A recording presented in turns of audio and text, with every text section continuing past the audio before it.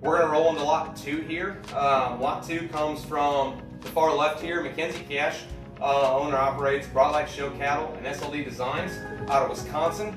That one comes from a bull that needs absolutely zero introduction in this breed anymore, and if he does, I'm gonna sound like an ass, but that's ridiculous. Opinion comes there from my family, and Mackenzie buys him, and the story is there. Everybody's heard it. Comes from cow family Mackenzie's. As long as I'm not speaking out of turn, it's been around for a while. I'll let Mackenzie kind of highlight that cow family and maybe a big brother that had some fun when we showed him, and we'll kind of keep talking about these cattle. Yeah, absolutely. So in terms of the cow side of that one, her great grandma was the high seller that I purchased off of a pasture sale quite a long time ago when I was still a junior. And that one did things.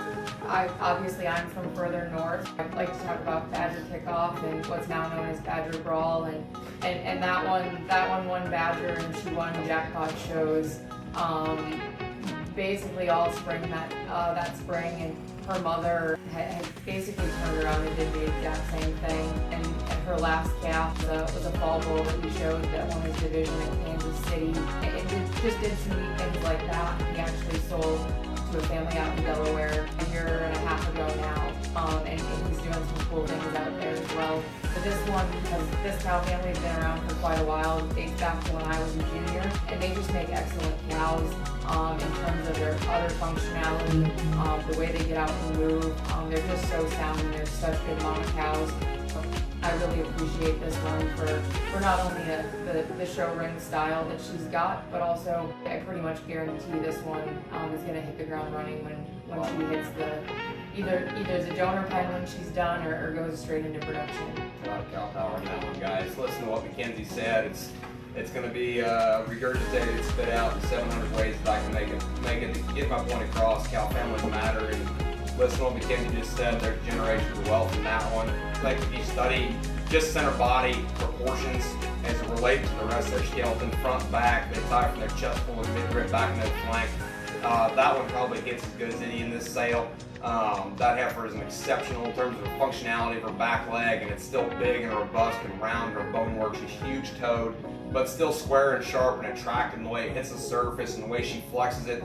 That one's got a lot of value in terms of just being an exceptional show heifer, and like I said, there is years and years of backdated on that one to make you money in the long run. I mean, that one's going to have a lot of fun showing cattle. That one's going to be easy to show, and there's going to be some heifers in here. I'm going to talk about it being easy, and we all know it's not, but to be able to feed one that is that just able to put on pounds and be able to mature in the right direction, that thing is super duper gentle and been ready to rock and really friendly all around. And I think when that one just gets it all put together and you get her attention just enough for her to pick her head up and her not to be quiet and lazy like she kind of is sometimes, that one gives you a striking look from the side. She is so smooth in terms of the way she transitions her neck into her blade all the way through her fork and hard. It's so seamless for her.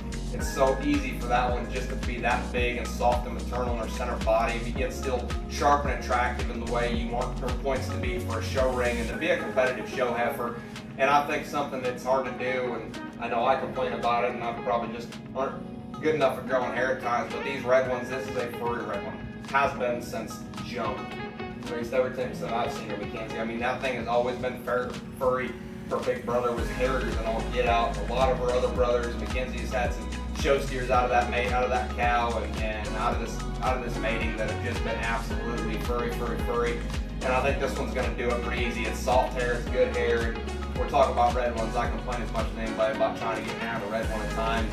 There's a lot of fun with that one, guys. I think one that is that ready to go and just take them home and just bring her along and let that one do her job. I think it makes it really awesome for anybody out there, and your family that doesn't have maybe a feed store right up the road and resources aren't maybe at your back door like in some parts of the country. I think this is the one to grab a hold of, because it's not going to take much to get one like this ready. Not with this kind of rib cage, this type of running gear.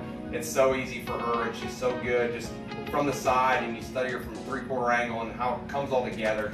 That one is really impressive to me, and one that has grown on me over the past probably month as much as any of these heifers on here is this one. As she comes all together and brings it and continues to develop and mature and kind of grow into her frame and fill that frame out. One that I continually appreciate every day, going out morning and night feeding, bringing the things in and working on them. One that I just, like I said, she gets better every day, and that's what they're supposed to do, and you appreciate cattle that do that, because we've all been a part of babies that it sure can take a turn toward this negative town pretty awfully fast. And so ones like that, guys, don't sleep on her. I know she's red, but that is a hairy red one that is so functional, so protected the basis, and being able to put it all